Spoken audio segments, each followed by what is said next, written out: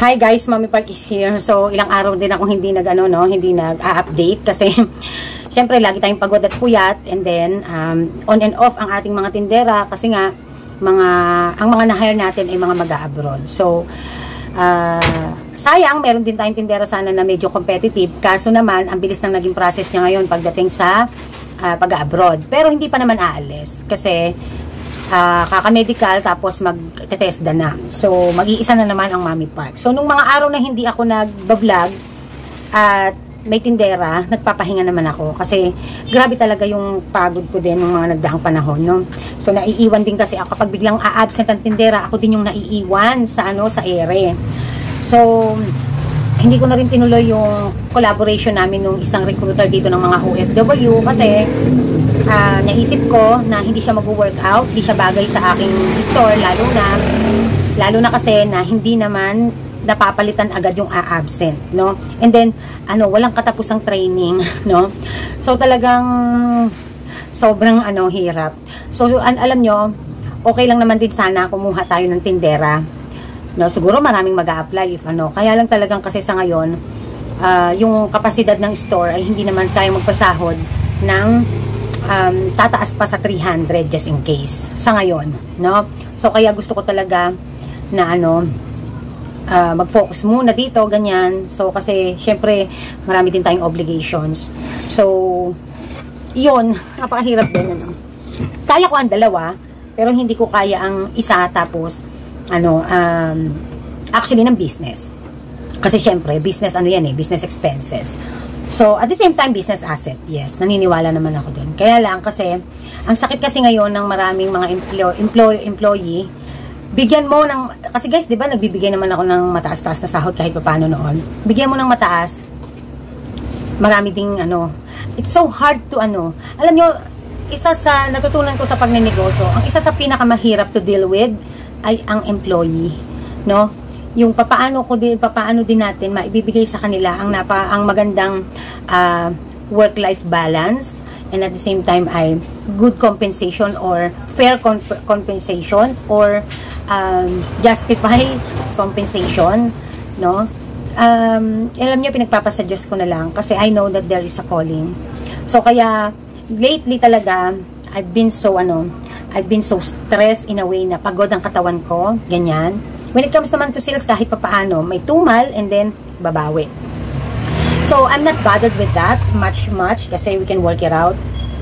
Ang hindi ko lang, dito talaga ako mahina when it comes to paano ko matamaan ang tamang pag-maintain ng mga tauhan na mahirap. Siguro later na lang natin pag-usapan about it, kasi nahihirapan akong i-discuss sa inyo kasi talagang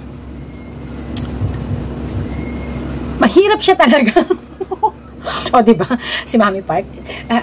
Sabi ko naman sa inyo everything is not perfect naman. May mga talaga, may mga problema din, may mga and I know hindi lang naman ako ang nag-iisang ganyan na business owner. Anyways, siguro pag nagpasahod ako 500 a day, ang dami ka-apply, ang dami ko din tatanggalin. Charot. Okay, anyways, mag-shoutout tayo at meron tayong pag-uusapan.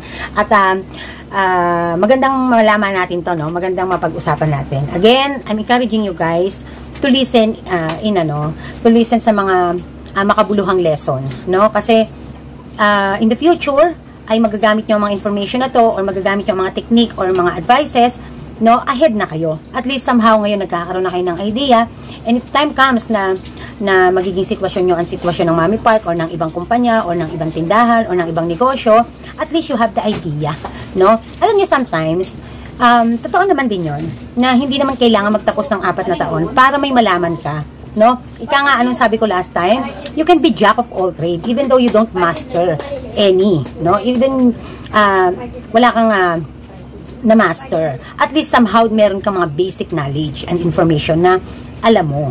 Okay? So, without further ado, shout out to Mama Nengs. Ang labo ng mata ng Mommy Park. Mama Nengs Vlog. Sabi niya, Mami, yun talaga ang weakness ko, ang BIR. Nahihirapan ako, di ako marunong. Ayan. Hindi mo pa nga sinisimulan, nahihirapan ka na. Ano pa kaya kung sinisimula na. Okay, walang problema naman dyan. Kasi, dito naman papasok ang ating mga professionals, no? Seek someone na professional or kaya naman ay forte ang kanilang ginagawa pagdating sa filing, pagdating sa bookkeeping, and then try to deal with them when it comes to kung gusto mo na eventually ikaw na lang ang gumawa, seek ka ng tutorial, no? Alam nyo, sandaling gastos lang yon. Pero, ang ibibigay naman sa inyo yon ay habang naghahanap buhay kayo, nalalaman nyo. Ngayon, ito lang yung isa sa pwede kong talaga nasasabihin. Kung, alam nyo kasi yung pagtitinda, madali naman yung matutunan eh. Pagtitinda, pamimili, pagdi-display, honestly speaking. But pag pumapasok na kasi ang usaping accounting terms, accounting process, no, mga legalization, marami ang mga pumasok sa pagnenegosyo na ito, hindi nila talaga masyadong alam. Ngayon, may iba naman, walang alam, pero eventually, mabilis nilang natututunan. Yung iba naman ay wala talagang alam at all at talagang slow, mahina, hindi talaga arok ng utak. No? Ika nga passion nila ang pagnenegosyo, pero hindi nila kaya ang mga iba pang aspeto pagdating sa pagnenegosyo, lalo na kapag nagle-level up. So, dito papasok yung you can hire a professionals. Kesa naman magkaroon ka ng open cases, kesa naman magkaroon ka ng problema. Tandaan nyo, kaya nandyan ang mga professionals, kaya nagpapakadalubhasa sila. It is because their role is to give service to those people who cannot or who are not able to do this kind of stuff, no? So kaya kung negosyante ka, mag-i-invest ka sa mga bagay na mas makakabuti para sa negosyo. I understand yung pagtitipid kasi syempre ako din, guys, no? Kaya nga ang ginawa ko, gumastos muna ako, no? Nag-invest ako sa gastos para nang sa ganon, meron akong knowledge na mag-gain. O, ganun lang kasimple yun, no? Hindi naman habang buhay. Okay, so yon, I would suggest, no, na seek a professionals, no, as much as possible din yung mabilis nyo silang ma-access, open ang communication lagi, and alam nyo kung saan nakatira, ganyan, kasi para hindi kayo maloko, para hindi kayo mapagtaguan, just in case na may kapabayaan or negligence na ginawa sa inyong taxing. Okay? So, be aware. Napakarami kasing ganyan. So, be aware. Okay? So, siguro I'm just so blessed lang kasi yung kabatch ko na negosyante nung nandun ako sa BIR before ay nakamit kami ng isang matino na tax assistant, no? At natutuwa naman ako, no, na blessing in disguise na she approached us, no, na hindi kami nahirapan. And sobrang thankful ko kasi hindi kasi ako yung masyadong nakakwentuhan ni Ma'am Irene before. Actually, si Ma'am Beauty, yung may-ari ng Beauty Derm Balagtas. Tapos, nung magpa-file na ako ng very first quarter ko, hindi ko rin pala alam gagawin ko. Tapos text ako sa kanya, sabi ko, ma'am, anong ginawa mo? Nag-file ka na ba? Ganito, ganyan. Sabi niya, naku, girl, hindi ko rin kaya, hindi ko rin alam saan ako magsisimula. Kaya tinawagan daw niya nag-seek daw siya ng advice kay Ma'am Irene before, no? And then, sabi niya, magpaturo ka na lang kasi sasakit ang ulo mo. And then, until such time na, nag-usap na kami ni Ma'am Irene, and yon. And sabi ko sa kanya, gusto ko matutunan. Until such time na in-offer ko sa kanya na, ma'am, pwede po ba, babayaran ko na lang po yung fee nyo, turuan nyo po ako, para po sa susunod ako na yung gagawa by the next following year. So, yon. And yun ang kagandahan, no, na hindi pinagdadamot ang kaalaman, no, hindi ka i-hold ng tax assistance na nakilala mo, hindi ka i-hold forever sa kanya. He also wants you to grow and to do it. Kasi syempre kung may mangyari sa kanya, siya ang inaasahan mong gagawa. O paano yun? Paano mo magagawa sa sarili mo? Kung halimbawa, na-hospitalize siya, wag naman, nag-out of the country, ganyan. So kaya kailangan choosing your tax assistants or bookkeeper or kung sino man ang i-hire nyo na mga ginagawa ito, forte nila, profession nila ito. You have to make sure na, syempre, naka-base dito sa Pilipinas. As much as possible, naka-base malapit sa tirahan mo, sa address mo. Reachable, alam mo kung saan nakatira. And syempre, as much as possible, ay hindi ka tatagain sa presyo. So, maniningil lamang ng makatarungang presyo. Ayun. At syempre yung maganda yung nag-aano talaga, nagre-response at saka yung tinuturuan ka talaga one by one. No? So, hindi kayo maniniwala. Nung hinar ko si Ma'am Irene before, imagine that whole year, no? Siyempre first quarter ko, no? And then that whole year talaga, actually tumalon pa ng almost 1.5 year. bago niya ako tuluyang nabitawan talaga yung as in talagang hindi na ako masyado talaga nagtatanong sa kanya. Kasi talagang yung session nyo talaga, one by one, no? Computer talagang i-guide ka niya. Yun ang kagandahan. Kaya nga sabi ko nga kay Ma'am Irene, I would suggest na kumuha na siya ng mga alipores niya, no? Na yung tuturuan niya para kapag marami ang client, hindi hirap pagdating doon sa schedule kung kailan magse-session. Kasi yun nga, kasi di naman din may kakaila, marami na rin kahit papaano ang nanggaling sa mga views natin ng vlog na nagpunta talaga sa kanya, and they are successfully learned also and file. No, I'm not boosting Ma'am Irene kasi lalo na kung napakalayo nyo, hindi rin naman niya din kayo ma-accommodate. No, lalo na kung nasa Mindanao pa kayo, Visayas, no, hindi rin niya kayo ma-accommodate. Actually, as much as possible, ang gusto niyang tanggapin within within Bulacan. Yun ang ni Ma'am Irene. So anyways, look for katulad ng aking tax assistance diyan sa malapit sa inyo. I just give you some tips and ideas and advices how to find someone na matino, no? Okay. Ayan. So Mama Next Vlog, wag kang matakot, no? Kung gusto mong gawin siya, ang gawin mo, aralin mo muna bago ka kung gawin mo magpaturo ka muna and then saka ka mag-apply ng BIR. So, kung may makukuha kang teacher na matyagang magagawa niya na mabigyan ka ng perpernalya para mag-practice, how to file it, how to do it, gawin mo, and then saka ka mag-apply ng BIR. So, para ready ka na, no? Ayan. Ang ganda yun. Imagine, marunong ka na agad bago ka mag-comply, until such time na kung may mga senaryo na mangyayari, madali mo nang makakapa, no? Ako nga sana ganun no? Nag-aral muna ako. Kaya lang kasi, syempre, yung pangyayari na hindi naman tayo kagad nakatagpo talaga ng tax assistance, kasi kahit ako, malay ko dyan, nakala ko pag magbabayad lang ng tax, bayad lang. Yung pala, may filing pa, may mga papers and documents pa na mga ginagawa. So, I didn't know it until such time na taxpayer na din ako, nag-comply na ako. Okay, yun. So, Mama Next Vlog, no? And then, Lonzy Vlogs, Ellen Pilar, and Rosemary Bag, 07386. Hello, Mami Park. Shout out from Southern Leyte po. Bakit po dito sa amin yung iba po? Kasi, nung nag-declare na po ng bankruptcy, malaki na daw po ang binayaran nila. Maraming salamat po. Sana mapansin. Hindi ibig sabihin na nag-declare ka ng bankruptcy, ay hindi ka na magbabayad. You are not liable anymore. So, nag-declare ka lang kasi para maintindihan nila na magkaroon ka ng, mabigyan ka nila ng consideration or like enough time para ma-repay sila, para mabayaran. So anyways, dito po sa Pilipinas, there's no such thing as bankruptcy naman talaga na pinafile. Actually, dito sa Pilipinas, ang pinafile natin is insolvency, no, liquidation. So that is papasok dito yung tinatawag nating Financial Rehabilitation and Insolvency Act of 2010. So let me correct the last time na sinabi ko yung bankruptcy, kasi syempre bago ako nagpunta sa inyo at nag-aaral na din ako. So kaya let me correct last time the word bankruptcy. There is a word bankruptcy. However, kasi when it comes to business and law, no, wala tayong legal na filing ng bankruptcy. Meron tayong created law, no, na Republic Act na wherein is FRIA. Nakalimutan ko yung Republic Act niya.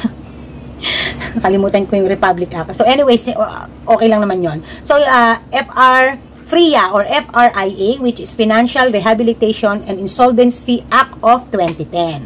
So diyan papasok yung magfa-file ka niyan, no? Ang ibig sabihin kasi niyan ay sa insolvency, ang ibig sabihin kasi niyan ay yung ang isang negosyante na may mga utang ay hindi na niya kayang mabayaran ang kanyang mga inuutangan, no? Parang pagde-declare na ikaw ay wala ng kakayanan to pay them, or nahihirapan na ang negosyo to pay the creditor, yung mga inuutangan natin. Okay. And then papasok din diyan is yung syempre dahil it's rehabilitation word itself, syempre diyan ay kung kayo ay corporation or partnership, hahanapin lahat ang taglay na asset ng kumpanya o ng negosyo. So, in this process ay sa liquidation. So, papasok din ang word na liquidation. So, ang ibig sabihin ng liquidation, kasi yung mga asset nyo na meron kayo ay gagawin, ito turn into cash. Let's say, for example, ang business, ay may pag-aari na property. Let's say for example, may lupa, may mga sasakyan, pag-aari yan ng negosyo. So, gagawin dyan, ibibenta, nang sa ganon ay mag-turn into cash. So, para mabayaran, no, ma-allocate doon sa mga pinagkakautangan ng negosyo, or kaya naman ay kung alin yung mga dapat tapalan at bayaran ng negosyo, nang sa ganon ay maayos. So, it doesn't mean na bankrupt ka or nagli-liquidate ka or ikaw ay nag-file ng insolvency ay wala ka ng liabilities or lusot ka na, no? Hahabulin pa rin yan ng BIR na makita kung saan ang mga pwedeng possibility na iyong ibenta to turn into cash para matapalan ang mga problema mo sa BIR at sa mga mo sa negosyo, sa yung mga supplier, mga ganyan, mga pinagkakautangan, bangko, ganyan. Okay, so when it comes to sole proprietor, yung mga katulad natin, no, kapag ka nag-declare na tayo ng FRIA and insolvency, and then we are now in liquidation, no, that's when you call lang na bankrupt ka, no, that's when you call bankrupt. Pero hindi talaga, honestly speaking, magpa-file ka literal ng bankruptcy. Ang ina-apply ay Financial Rehabilitation Insolvency Act of 2010, which is FRIA, and then magpa-process yan. So ikaw, even you are a sole proprietor, titingnan kung ang iyong negosyo ay may asset. Let's say for example, may pag-aari ang negosyo ng sasakyan, mga lupa, ganyan, at even yung personal mo ay madadamay, lalo na kung sole proprietor ka.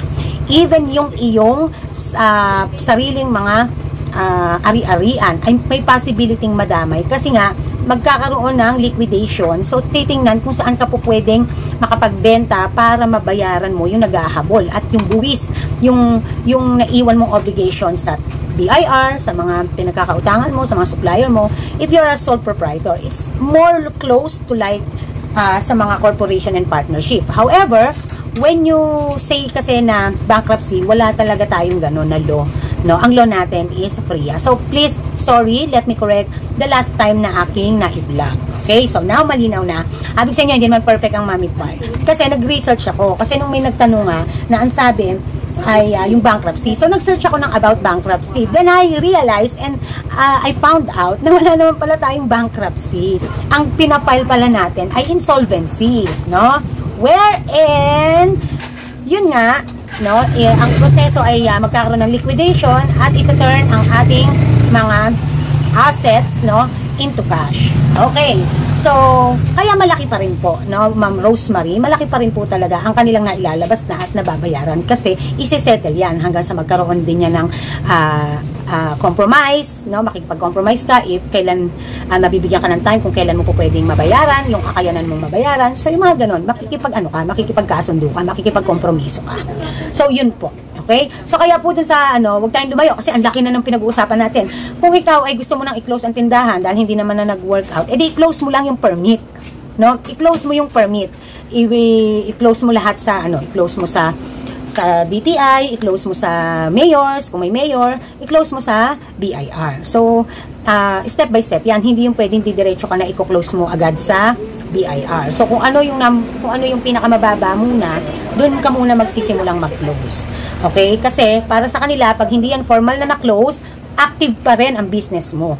Kaya kahit akala mo hindi ka na nag-ooperate, nagkaroon ka ng open cases because you didn't close it formally. Hindi ka nag-close ng business.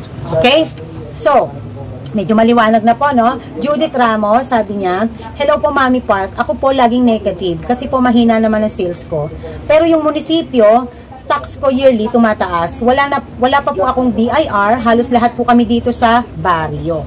Okay, sa totoo lang, honestly, no?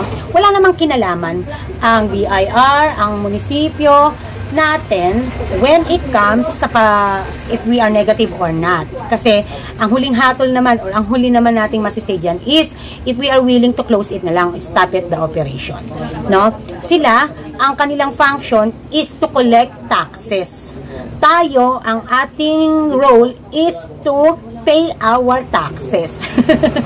Ganun lang siya talagang kasimple kung sasabihin. No? Unless meron silang mga programa for somehow to ease our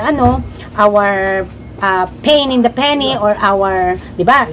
nabablog ko naman dati yung sa, ano ba yon, yung Ease of Paying Taxes Act 1976 ba yun o nung minsan na nag-vlog ako tungkol sa tax topic na may mga amendments na nangyari or mga pagbabago tulad ng ano na lang, hindi na kailangang mag-renew yearly ng 500 pesos para sa renewal ng ating business certificate or yung business registration certificate, no, or yung COR, yung certificate of registration pala, sorry, no, which is nabawasan ng ating gastos, no.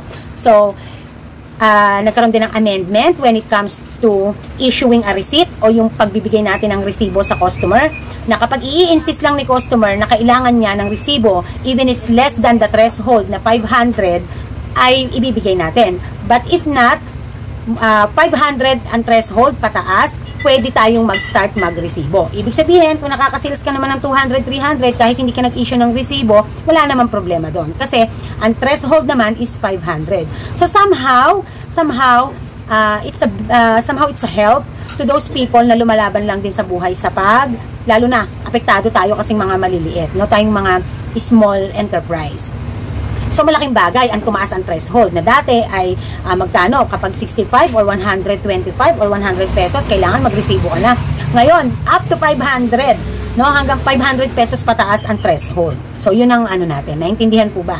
So, yan yung mga isa sa mga magagandang programa na na-amend ng under ng Ease of Paying Taxes Republic Act, nakalimutan ko. Basta yun. No? So, another again, no, isa pa sa mga gumagawa sila ng mga programa like me, yung DTI before, nagbigay sila ng ayuda na worth 10 to 15,000 na groceries para sa mga naapektuhan ng pandemic. So, sa mga nakapasa sa screening na talagang sila ay active member of DTI and also sila ay legal, mga napasama. So, I'm so proud na isa ako sa napasama diyan kasi syempre napasara din ako nung panahon na yon. Sabi ko nga sa inyo lugi talaga ang negosyo those times dahil napasara ako. At nung kahit pinabuksan ako, hindi rin naman basta nakabawi ang tindahan. So, I'm so very happy na isa ako sa napili, no, ng mga pumipili ng mga nabiyayaan ng DTI. Now, kung sasabihin nyo, no, dapat DTI members kayo, no? Dapat active kayo, ganyan. Nadedetect talaga na kayo ay active, Baka mamaya may DTI kayo, yung pala, ang DTI nyo ay pasuna, hindi nyo ni-renew, no? So, kaya kailangan ay active member ng DTI. Okay? Now, next would be, so yon, no? So, kung sa lugar nyo ay wala naman kayong mga BIR, hayaan nyo na. Hayaan nyo na muna. Huwag nyo na munang pangunahan ng Kasi, yan naman kasi, matetrace naman yan kapag nagkaroon na ng development dyan. Ngayon, ay hintayin nyo na lang na kung sakaling magkaroon ng development sa lugar nyo. Kasi meron talaga mga liblib na baryo na hindi naman talaga pa naaano ng BIR, honestly. No, may hanggang mayor lang, may DTI, ganyan. But when it comes ng BIR, hindi talaga nila naaano basta-basta. Kasi ang nakatutok sila doon sa mga minsan nakatutok sila doon sa mga mga urban, no? Ngayon lang yan, magra-random checking lang yan when it comes to rural places. So hindi pa din lusot, pero syempre dapat ingat pa rin, no? So hayaan niyo lang muna, Ma'am Judith, kasi mahirap naman yung mangunguna kayo. So hindi rin niyo naman din so sure na kung talagang lahat kayo diyan ay hindi naka-BIR. Kasi baka mamaya hindi lang kayo aware, yung ibang nandiyan ay naka 8%, no? Naka para mga freelance taxpayers, ganyan. So, depende pa din, no? Hindi natin masasabi. So, I just cannot judge early the situation there at hindi ako makapagbibigay agad ng hatol dyan.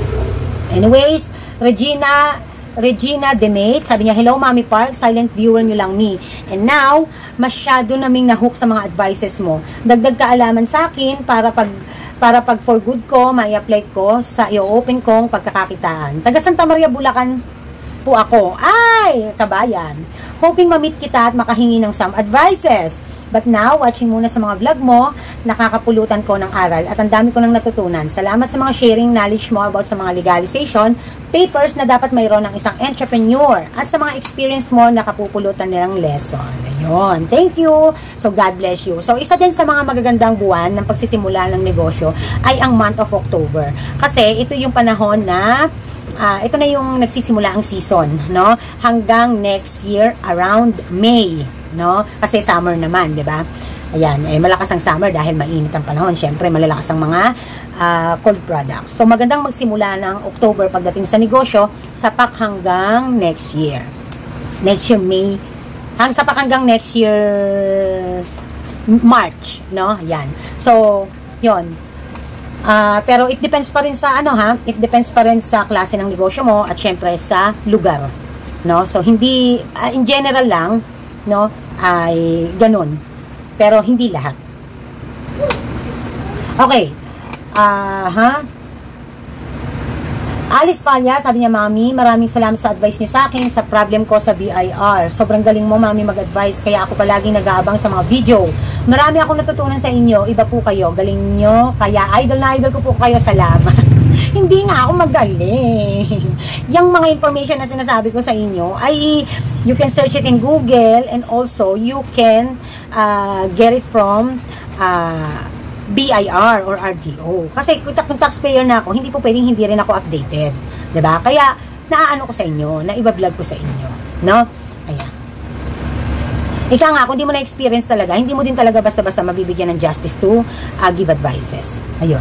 Casper 2040, Mami Park, maraming salamat. Ricky Anuevo, Miraflor Basada, sabi niya, hello Mami Park, ask ko lang po, magkaiba po ba yung tax ng BIR at yung tax na binabayaran sa City Hall tuwing magre-renew ng permit every year? Sana mapansin, salamat po. Alam nyo, may naalala ko dito. Ayoko lang yung happy naman ko. May naalala ko dito, natawa ko. Kasi before, nung nag-i-start akong mag-vlog ng tungkol sa ganito, may mga kapwa ako kasari before na todo react. Todo react talaga sila. Hindi ko maintindihan ba't nagagalit sila sa akin. Nag-vlog lang naman ako ng tungkol sa taxi. Tapos, meron pa nga nagsabi na, may nagsabi pa nga na, tapat silang nagbabayad ng buwis. Ganyan. Pero hindi nila binanggit kung anong klaseng buwis ang binabayaran nila. Kasi hindi nila nagigets na may buwis pala na pang municipality, pang bayan, at may buwis pala ng pang national. No? Yung tinatawag nating tax natin sa municipality at tax natin sa BIR. So, magkaiba po siya. So, natatawa ko nun todo ano pa siya. Samantalang ang dinidiscuss ko ay BIR topic. Tapos siya, react siya ng react. Sa isip ko, hello kasari, ba't pa nagre-react ka masyado na paghahalata to? Kasi, alam mo yung hindi naman mo pinapatamaan, pero nagre-react, tinatamaan. Alam mo yung ganun ba? Yung parang, nagbablog ka nun kasi yun yung topic mo. Kasi aral sa hanap buhay nga di ba? Aral ng buhay, aral sa hanap buhay, at musikdaan. Yun nga yung mga ko, di ba? Tapos nga yun, nagre-react ng ganun. Na parang, ang feeling nila, pinatatamaan ko sila, inaano ko sila. Hindi. Kasi pangkalahatan to. No? Pangkalahatan. So, naalala ko nun. So, magkaiba yung BIR ng munisipyo at magkaiba ang tax ng munisipyo at ang tax ng sa BIR. Okay? So, kaya nga di ba sinasabi nila, magastos ang magkaroon ng business permit. Kasi doble-doble, lalo na pag may mayor, doble-doble ang binabayaran. Kasi nagtatax ka na sa munisipyo, nagtatax ka pa sa BIR. So, wala akong masasabi tungkol yan kasi yun ang totoo. Yun ang nangyayari talaga. Ngayon, pagdating sa BIR, maraming mga bagay na pwede kang magawa para mapababa. Ngayon, kung alam mo lahat ang pwedeng mga options para mapababa, aaralin mo nga lang. Pag-aaralan mo nga lang ng mabuti. At kailangan, meron ka laging naka-attach na dokumento para mapatunayan na yan ang iyong declared tax or tax due. Ganun lang naman yun. No? So, kapag takot kayo sa ganito, tandaan nyo, hindi nyo kayang maging malaki. Pag takot kayo sa obligations, hindi nyo kayang maging malaki. That is the truth. No? Yun lang ang masasabi ko ding isa pa. Pag takot kayo sa obligations, hindi nyo kayang magpalaki. Basta-basta. So, kung napapansin nyo, hindi ako takot magpalaki. Why? Hindi ako takot mag-expand. As long as may pera. As long as may source of capital. Why? It is because I know the rules. Kung hindi ko alam, I seek professional. I seek someone na ito ang forte. Wala namang masama eh. Wala namang masama magtanong. Wala namang masamang mag-hire ng someone na marunong. Diba? Na mga mas marunong sa atin. Walang masama. And then after that, aralin mo and do it on your own eventually. Or later on. Ganun lang naman yun, diba? So, ganun lang. Okay. Next would be, sabi pa ni Miraflor, Ayun nga, nasabi ko na, no? Okay na. Okay, Roro Chen, sabi niya, hello Mami Pag, good morning. Always watching your videos, kaya lang po medyo busy sa store. Very exciting po yung topic nyo. Correct po kayo dyan, dapat legal lahat para ang buhay ay magaan. Pero sabi nila, Mami Pag, yung ibig sabihin daw ng BIR ay bigay ikaw regalo. Joke lang po. Marami naman ako natutunan sa inyo.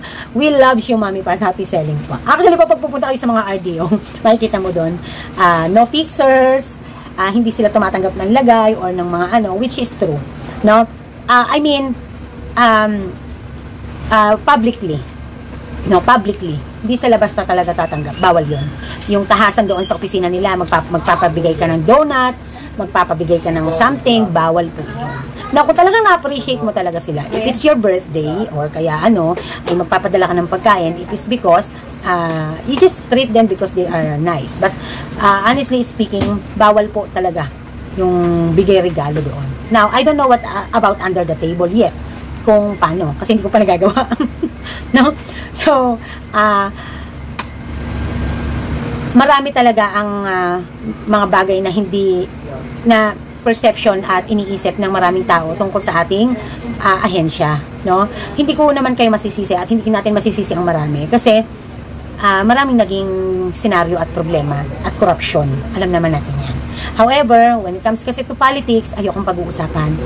As much as possible, ayokong pag-uusapan ng religion and politics kasi baka hindi tayo magkasundo, guys.